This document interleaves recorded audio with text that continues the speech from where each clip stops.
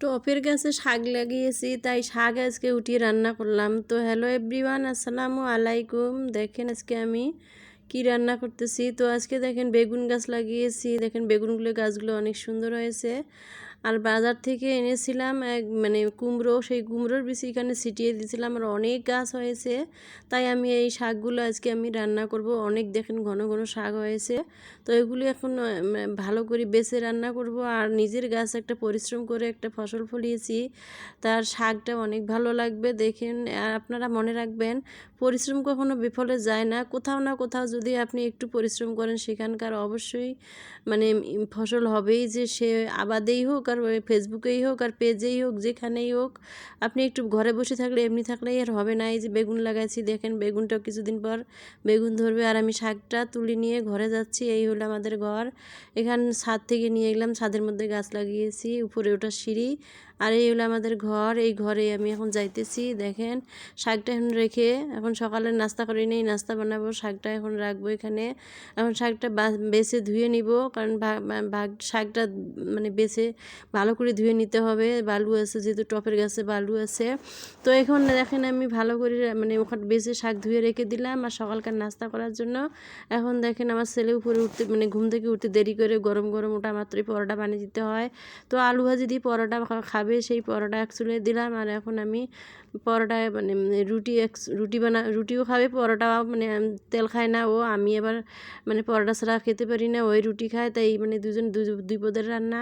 তো এখন দেখেন আমি রুটি ভাজি নিব। এখন ওর পরোটা ভাজা হয়ে গিয়েছে, আর ওইদিকে আলু ভাজিটা হয়ে গিয়েছে। এখন মানে আমরা দু মাসে সকালকার নাস্তা করব। নাস্তা করার আগে দুপুরের রান্না করে সেরে রাখবো, কারণ আমার অত সময় নাই, তাড়াতাড়ি করে রাঁধতে হবে।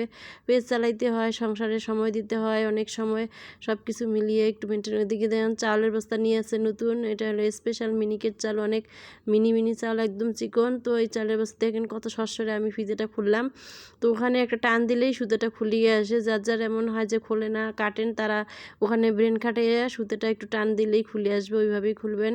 তো চাউল নিলাম, এখন রান্না করব। আর এক চুলে ভাত দিব, এক চুলে শাক দিব। তো দেখেন আজকে দুপুরে খাবার আমার আজকে ডাল, শাক আর ডিম ভাজি। তো এখন দেখেন আমি শাকটা ধুয়ে নিতেছি, এখন রান্না করব। এখানে পেঁয়াজ মরিচ সব কিছু তেল দিলাম। পেঁয়াজ মরিচ এখন ভালো করে ভেজে নিব, কারণ অল্প আছে ভাজবো। পেঁয়াজ বেশি পোড়া যাবে না, তাহলে তরকারিটা ভালো লাগবে না সবজিটার। আর সবজিটা যেহেতু সবুজ সবুজ, তাই বেশি একটু সামান্য একটু হলুদ দিলাম আর একটু লবণ দিলাম। আর পেঁয়াজ মরিচ আর হলো কাঁচামরিচ এভাবেই রান্না করতেছি। একটা আলু ফালি করে কাটিয়ে দিয়েছি। এই আলুটা যাতে একটু মানে লম্বা লম্বা করে কাটি, শাক যে সাইজে কাটছি আলুটাও সেই সাইজে কাটছি। আপনার একটা টিপস মনে রাখবেন, যে সাইজে যেটা কাটবেন সে সাইজে যেন শাকটা কাটতে, যে কোনো সবজিটা কাটতেই কিন্তু সৌন্দর্য, কাটতেই সুন্দর মেনটেন করে কাটতে হবে। তো এখন দেখেন আমি আলুটা কষিয়ে নিয়েছি, এখন শাকটাও দিয়ে দিলাম। কতগুলো শাক দেখেন সবসময় একেবারে কমিয়ে দেখেন কতটুকু হয়ে গিয়েছে, আরও কমে যাবে। তবে লেড়ে ছেড়ে ভালো করে ভেজে নিতে হবে। একটুও মানে থাকবে না, রস থাকবে না, কারণ আমাদের রস খায় না কেউ। একটু গায়ে গায়ে নরম নরম মাখো মাখো ভাব থাকবে। গরম ভাতের সাথে এই শাকটা যে এত ভালো লাগে, না খেলে বুঝতে পারবেন না। এইভাবে যারা নাই মানে খাননি, তারা আমার এই টিপসটা মনে রাখবেন আর খাবেন। ওই যে খাবারটা অনেক ভালো লাগে, খেয়ে দেখেন গরম গরম ভাতের সাথে। তো আজকে রান্না আমি এভাবেই রান্না করলাম। তো যদি যাদের পছন্দ হয় মানে শাকটা দেখে, একটা লাইক কমেন্ট শেয়ার করবেন। আল্লাহ হাফেজ।